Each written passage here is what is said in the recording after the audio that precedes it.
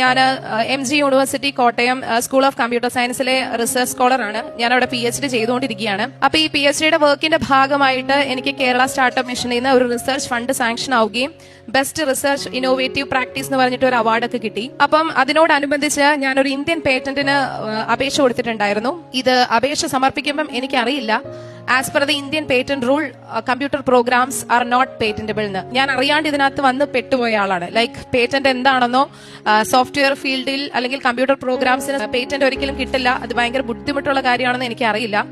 But unfortunate ആയിട്ട് ഞാൻ patent file ചെയ്തു. ഈ ഒരു പ്രോസസ്സ് സ്റ്റാർട്ട് ചെയ്ത് ഇതിന്റെ പല ഹിയറിംഗും ഡോക്യുമെന്റേഷനും ഒക്കെ കഴിഞ്ഞപ്പോൾ എനിക്ക് മനസ്സിലായി, ഇന്ത്യയിൽ ആകെപ്പാടെ 4 ടോപ്പ് മോസ്റ്റ് കമ്പനീസിന് മാത്രമേ സോഫ്റ്റ്വെയറിൽ കംപ്ലീറ്റ്ലി സോഫ്റ്റ്വെയർ അല്ലെങ്കിൽ കമ്പ്യൂട്ടർ പ്രോഗ്രാം ബേസ്ഡ് പേറ്റന്റ്സ് കിട്ടിയിട്ടുള്ളൂ.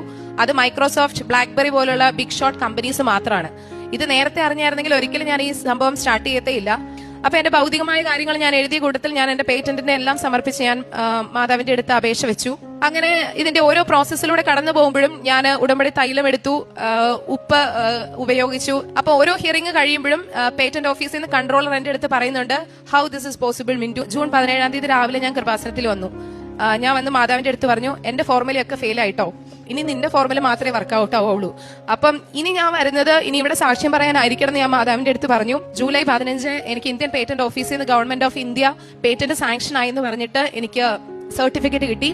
അതായത് ഇന്ത്യയിൽ 5ാമത്തെ കംപ്ലീറ്റ്ലി സോഫ്റ്റ്വെയർ ഡിപെൻഡന്റ് പേറ്റന്റ് ആണ്. MG യൂണിവേഴ്സിറ്റിയുടെ ചരിത്രത്തിലെ സ്കൂൾ ഓഫ് കമ്പ്യൂട്ടർ സയൻസിൽ നിന്ന് കമ്പ്യൂട്ടർ സയൻസിൽ കിട്ടുന്ന ഏറ്റവും ആദ്യത്തെ പേറ്റന്റ് ആണ്.